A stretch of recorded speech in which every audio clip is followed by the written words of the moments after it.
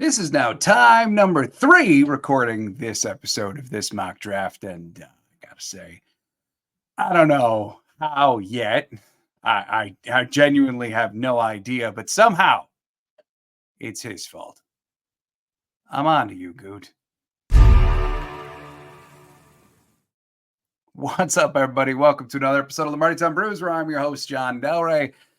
Yeah, that's right. Today, it is the final mock draft of the 2024 draft season. And so we are going to be going through almost 7 rounds, every single pick, discussing what the Packers may do. I did include trades in this as well. I used a structure that I think is entirely possible for this draft. But before we get to that, there are a number of pertinent things that Brian Gutekunst talked about in his press conference today that I did want to bring up because they play right into the mock draft.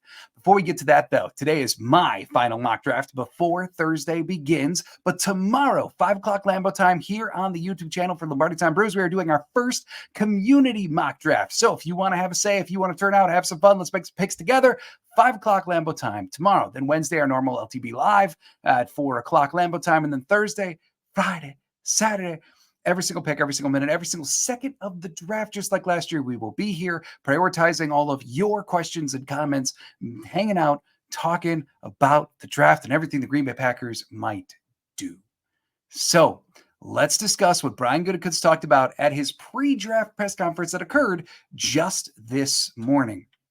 Number one, he said that he likes having 11 picks, but he'd really love to have 13 or 14. Yeah, makes a lot of sense, right? There are gaps on this roster, and it makes a lot of sense that Brian Gutekunst may want more picks in order to address them, more bites of the apple, especially even on day 3, more lottery tickets, right? I did not take that to mean as though it was like, oh, he's trading back. No, I took it to mean as though he's going to be flexible and move in the draft as he always seems to do. Also of note, he said that he wants nickel and safety to continue to be interchangeable as they've been, but also safety to safety to continue to be interchangeable. And that was pretty noteworthy because as the Packers invested so heavily in Xavier McKinney, the dream of Jeff Hafley, you would think that Xavier McKinney, he's going to be their post safety. So they must be looking for someone a little bit more of the traditional strong safety role, a box safety role. But Brian Gutekunst kind of dispelling that and talking about how actually we kind of want our safeties to be how they've been, interchangeable, where any guy can take on any role at the safety position. So that might open the door to some guys who aren't just box safeties, a little bit more range, a little bit more free safety style, as long as they can do some of the responsibilities of a traditional strong safety. Cooper to G. So then there was also a good discussion about the offensive line. And I actually want to play for you what Brian Gutekunst says here. And really, like, kind of to sum it up, just to give it brief, he's talking about versatility, but also players' sizing. So I do want to play that for you here. I found it very enlightening. One of the things we've done pretty good with our offensive line in the past has been versatile enough that guys can play inside, play outside. They're not just kind of one position players. And I think we'll probably try to continue that as we go forward. And so what he's really excluding here is guys who generally play one position, just like he said. But where that really comes into play for the Packers is where they are in mid-round, like mid-20s, late round 1. A lot of those tackle types like Mims, Guyton are viewed projecting to the NFL as right tackles. Maybe they'll have both side tackle versatility, but neither one is really talked about as being able to kick inside if need be. Mims, especially his size, would seem to negate that as a bit of a possibility. So that's something to keep in mind here. Brian Gutekunst, it's lying season. It's exaggeration season. But when what he says like that about their process matches up perfectly with their historical precedent and the way that they've been operating for 20 years, like having under 5 guys who they've drafted to play interior who have never played tackle, like drafting guys of a certain size, sometimes maybe he is telling the truth, and there I think he might have been. So that might very well come into play in round 1. Then the last thing that I did want to talk about from his presser, last little tidbit, was he did readily admit that sometimes top 30 visits are some subterfuge, that they are a little bit of spy work, right? That it's a little bit of lying season. What basically what he's saying is sometimes they bring in a top 30 guy that they really don't have any intention of drafting, and it's just to throw off everyone else about their intentions. Or he didn't say this explicitly, but it is a logical step. He meant we're going to bring in a guy who maybe a division rival's looking at, so we can get a little bit more intel before we actually need to play the guy. Yeah, just confirming what I think a lot of people knew. So now I know why you're here for the mock draft. So let's get to it. For this mock draft, I did execute a few different trades. And as I said, I did a structure, kind of forced a structure, honestly, that I very well could see the Packers doing. And that is jumping up in round one, not too far. We're not talking like 15 or 10 or anything silly. I mean, a few picks in order to get a player that Brian Gutekunst has fallen in love with. He's shown a willingness to do it before. There have been years where he didn't do it, but he really wanted to do it, and it just didn't work out. This year, I kind of made it work.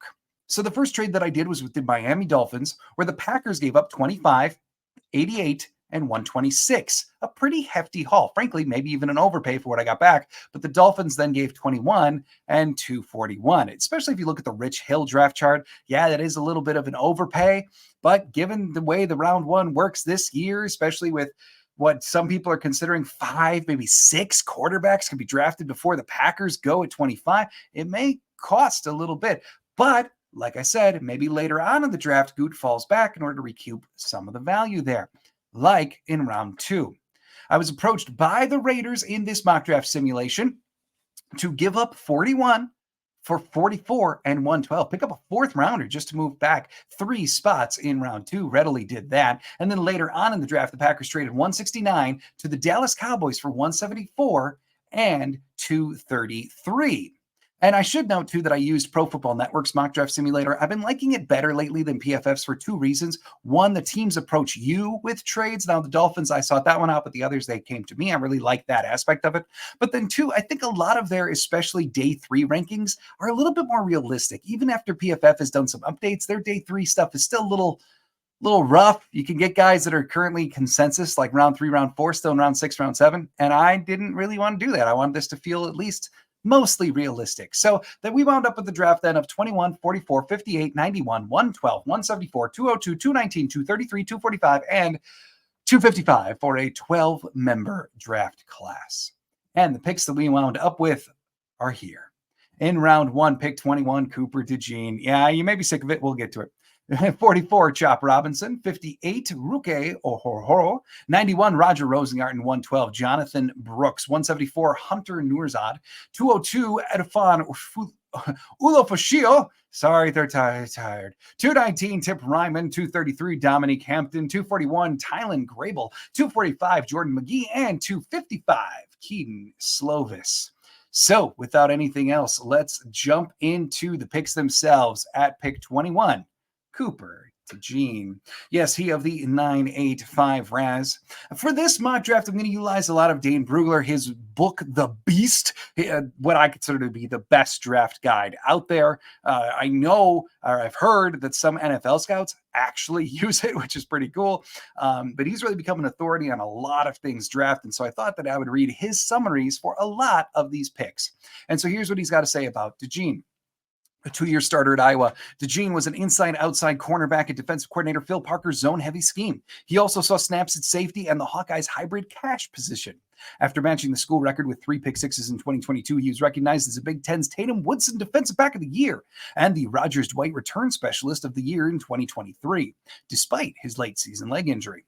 With his natural anticipation and coverage, DeJean is rarely out of position and uses athletic gifts and top-tier ball skills to make plays. He allowed only 1 catch of 15-plus yards in 2023. Though he has a steady process to gather and go, his lack of initial suddenness is something he must continue to mask to limit separation at the top of routes. Overall, DeJean is one of the best tackling defensive backs in the class and shows playmaking skills in coverage because of his athletic instincts and competitive makeup.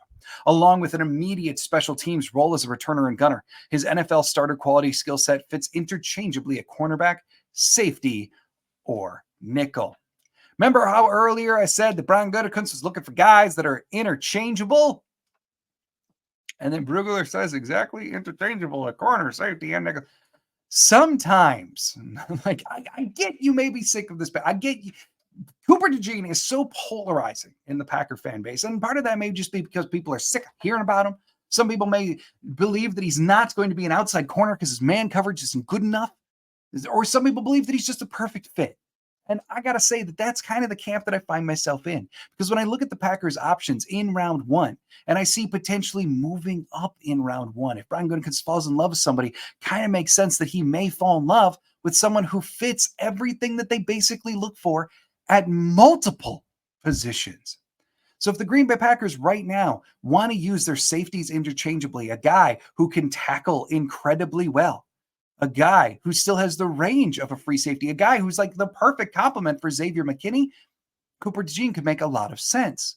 Or if they just want someone who's going to beef up the corner room, maybe give Keyshawn Nixon a lot of competition at nickel, Cooper DeJean could make a lot of sense. He also is a great punt returner, which the Packers probably are in need of, considering the Nixon really only wants to, or I should say the Packers only seemingly want to utilize Nixon on kick returns. And then Jaden Reed, they probably don't want him a punt returner forever, especially given some of the injuries he had last year. So to me, it just makes a lot of sense. And even Brian Gutekunst spoke on Cooper DeJean when he was asked explicitly about DeJean from Iowa. Do you guys view him as a corner, a safety, or can he do both? I think he can do both. I think he's very versatile that way. I think he's obviously a very good athlete. His ability to take the ball away is very impressive. Obviously, he's got some teams ability as well. So he's a very well-rounded player. I think he could do either. I think it's really going to come down to just where you may need him. And what's incredibly odd there in that clip is it actually sounds like almost like Brian Gutekunst is talking about a guy who's like already on the team. Like that's the way he talks about guys who are already Packers, right? And yeah, I know the thing now out there since this quote came out is, well, Brian Gutekunst spoke too glowingly of him. Cat's out of the bag. There's no way Goote's going to go get him. But like, I think the cat's already been out of the bag. Like so many mocks everywhere. Cooper DeJean, as we've been doing mock draft roundups, is the most mocked player to the Packers every single time. And sometimes the obvious thing doesn't make any sense. Sometimes the obvious thing is perfect. And I kind of think that that's one of these instances. Gute talks about him being well-rounded, plus the age fits, plus the athleticism fits. It's at a position of need. And if you consider him a corner, a premium position. And he comes from a school that the Packers really like drafting from, like they chose Lucas Van Ness from the same school last year.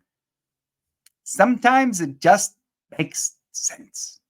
Moving on now to round two. Pick 44 after doing that trade with the Las Vegas Raiders. And I'm going with Chop Robinson, who actually fell a little bit in this draft, which honestly I think is pretty possible. But here you have Chop Robinson. From Brugler here, he says, a one-year starter at Penn State, Robinson was a wide-aligned pass rusher in former defensive coordinator Manny Diaz's scheme, standing up and rushing with his hand on the ground. After one season at Maryland, he transferred to Penn State, partly because he wanted to remain a pass rusher instead of moving to linebacker, and was one of the most disruptive players in the country. 42.7% of his tackles the past two seasons came in the backfield. While some pass rushers require a runway to build up speed, Robinson accelerates 0 to 60 in a blink, creating instant suddenness from his spot to shoot gaps or win races to the corner. He shows natural rush instincts and uses a variety of swipes, and dips to evade blocks.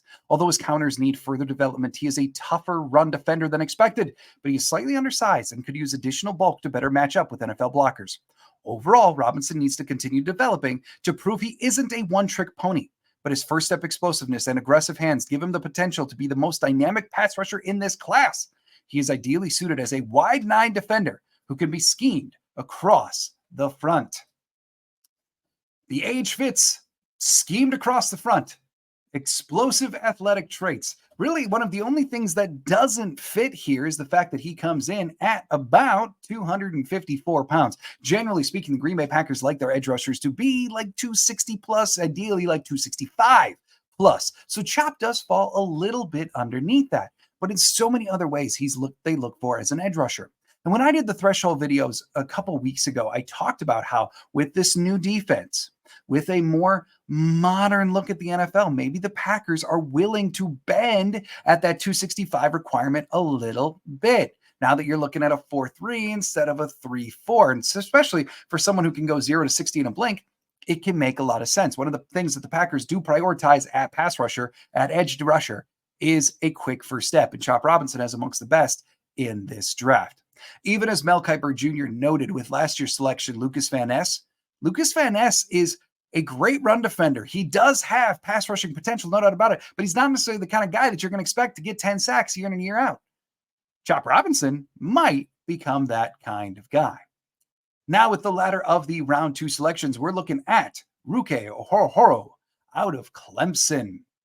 The 294-pound defensive tackle coming in at 6'4" with great athletic traits. Not necessarily the college production you're looking for because he was in rotations a lot of the time, but with 34-inch arms, this is someone that the Packers could very well be interested in. Here's what Brugler has to say. A 3-year starter at Clemson, Ohorohoro was primarily a 3-technique tackle in defensive coordinator Wes Goodwin's 4-man front, lining up everywhere from the 0 to 9 technique.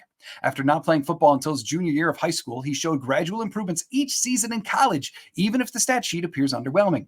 As a pass rusher, Ohorohoro doesn't have a lot of clean wins on tape, but he converts his speed to power and plays with the quickness and balance to become more disruptive. He studies boxing to help with his high active hands. Against the run, he's hard to reach because of his lateral quickness to move up and down the line, and he does a great job as a two-gapper with his ability to stack, locate, and re-leverage. Overall, Ohorohoro's underdeveloped pass rush instincts and finishing skills cloud his next-level projection, but he displays intriguing movement skills and force at contact to continue getting better and better. He has NFL starting upside with the scheme versatility to play multiple positions, both inside and out. Putting him in a room with Kenny Clark, Devontae Wyatt, Carl Brooks, maybe Kobe Wooden, unless Wooden kicks it out to edge. We got to see there a little bit, in my opinion. But this is a player that could make a lot of sense for Green Bay to continue to beef up their defensive line, especially considering that TJ Slayton and Kenny Clark are both free agents after this year. It would not be shocking to see Brian Gutekunst look to the future a little and say we still could use some more defensive linemen.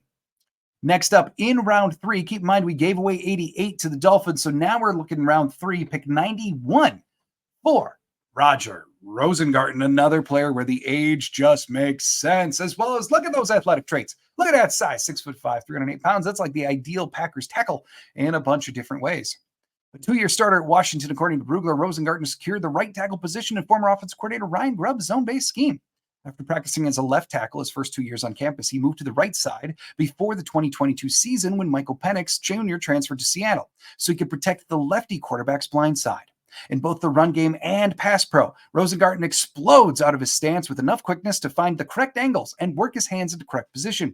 However, he needs to play with better timing to compensate for his average core strength and inconsistent bend, or things unravel quickly. Overall, Rosengarten's pass protection won't win any beauty pageants, but his feet stay active and he trusts his handiwork and eyes to execute his blocks. He projects as an immediate swing tackle for an offense. That's what the Packers need, with the potential to be a dependable starter if he continues to develop stylistically similar to Garrett Bowles.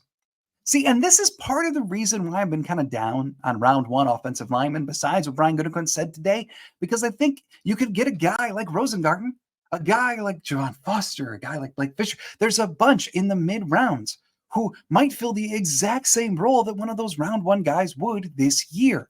I understand protecting the franchise, protecting Jordan Love is such a high priority. Completely understood. But if I'm going to spend round 1 pick on an offensive lineman, it's probably someone that I want to be able to start at right guard right now, just to shore up the best 5. Right? And I'm not sure that anyone available in the late 20s is going to be able to do that. So I'd rather get someone like Roger Rosengarten here at 91, who can be a swing tackle right now, who's got experience being a blindside protector, someone who should fit into their scheme well, and someone who is exactly what they look for at the tackle position. Next up, moving on to round 4, sometimes value just kind of works out, right? And so here we have Jonathan Brooks, considered by consensus to be the top running back in this draft. He fell in this draft simulation from Pro Football Network. And look, he's coming off of an ACL injury. That's really concerning. I get it. But the Packers are also well suited at running back to take someone that has a really high ceiling, but they may have to wait for a little bit. Jonathan Brooks is really close to the size that they like, coming in at 6 feet, 216 pounds.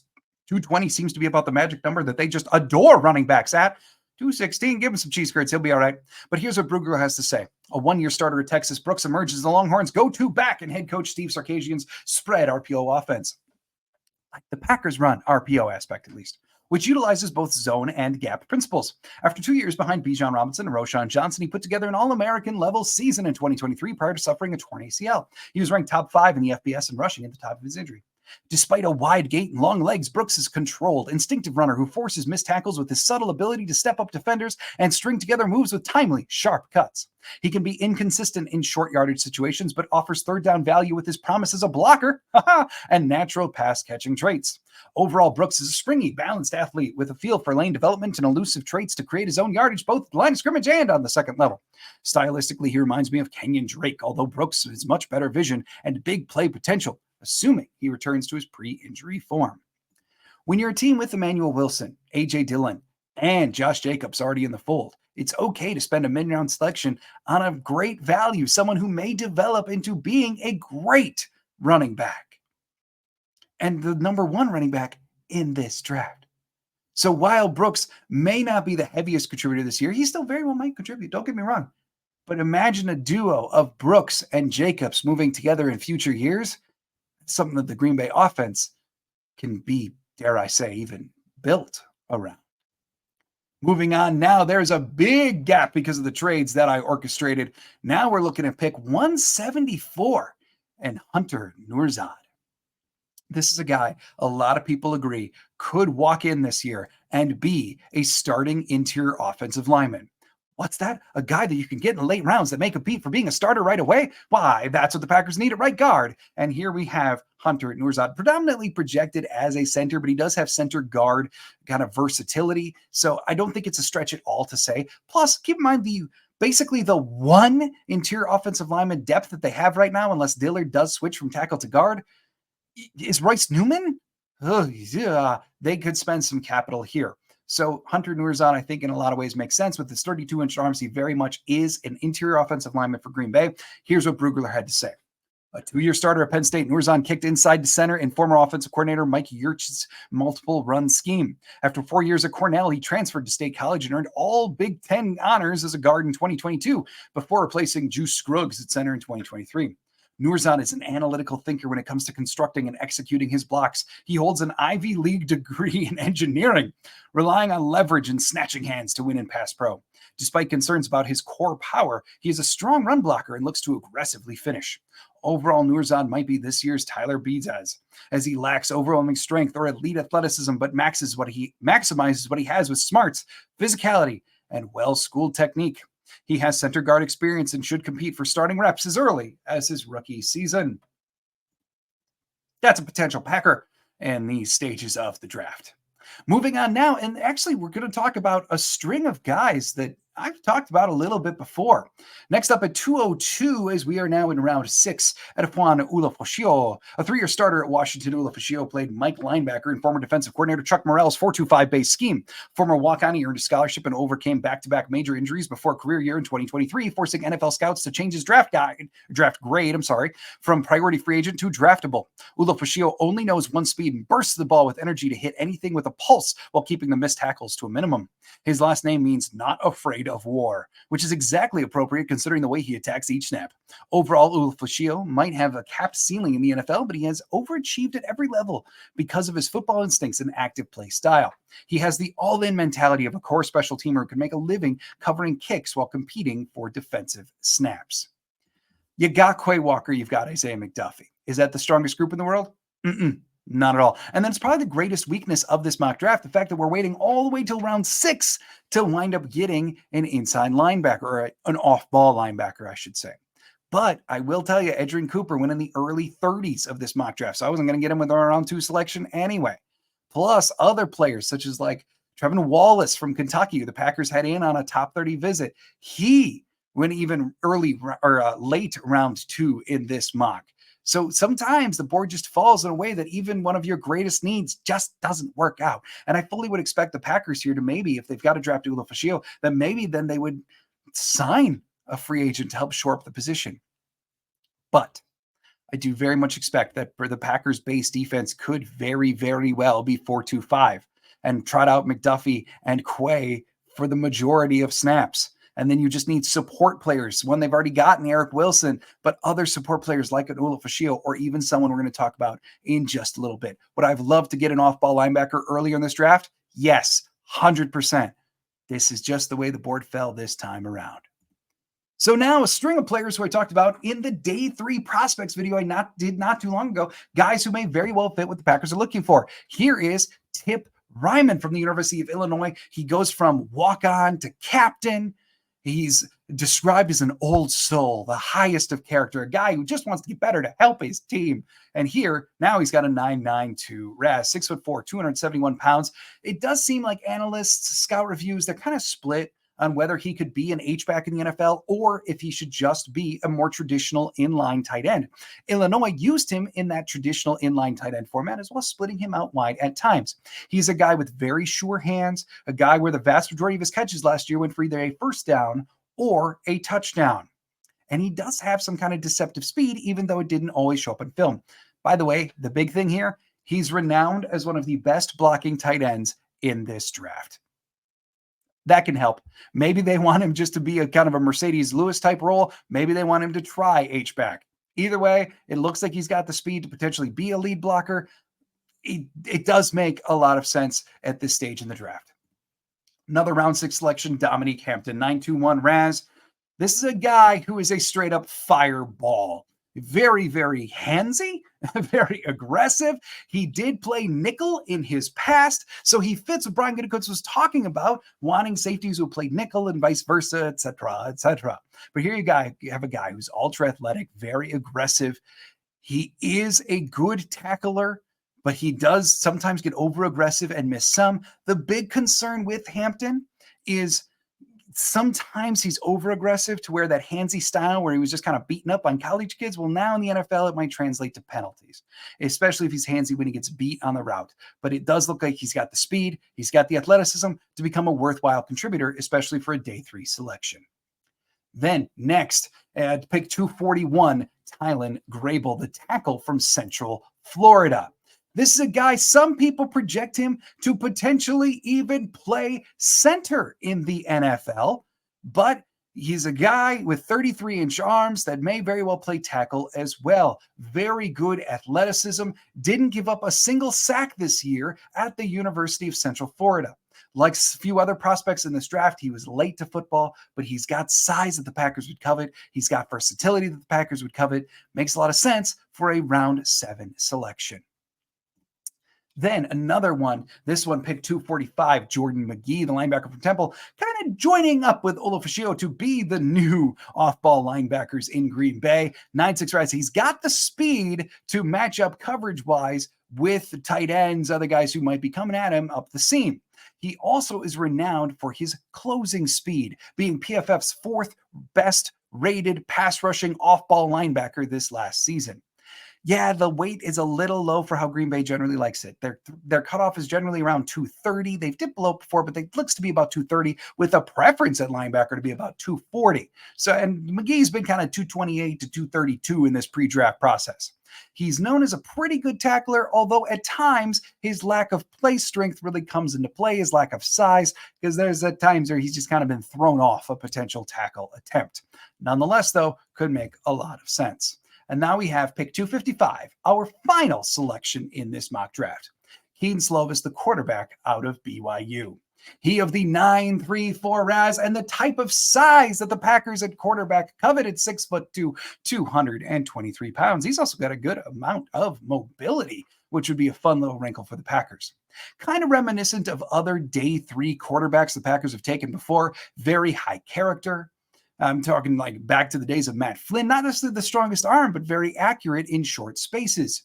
They wouldn't be necessarily looking to him to be kind of an heir apparent developmental future starter, but for someone to be in the room, for someone that they can develop, for someone to compete with Alex Magoo to be the scout team quarterback, Keaton Slovis might be your man. So there we have it. All 7 rounds of the final mock draft coming from me for 2024. Are there other guys out there who might fit the bill? 1,000%. Absolutely. I just want to do a mock draft under the construct of maybe Gute falls in love with someone, moves up in round 1, but then moves back in other portions to recoup some picks and still ultimately winds up with a larger draft class than what he had walking into the draft. He gets an elite talent that fits everything they look for, gets plenty of great talent, then gets some real fun lottery tickets here at the back end of the draft. So join me tomorrow, 5 o'clock Lambeau time. We're going to do our first ever community mock draft. I think it's going to be a lot of fun. Hoping to see a bunch of you there. I do hope the timing works out for a lot of you as well. So thanks so much for joining me here at this mock draft. I do hope you enjoyed it. I hope you enjoyed all the others in our mock draft series, including the roundups this year, the mock drafts themselves. Draft season, it's been long. It's been fun, but it is finally here. I can't wait for Thursday. Can't wait to hang out with you at the draft party. So thanks so much for everybody for checking out this video. Do hope you had a great weekend. And as always, go Pack Go.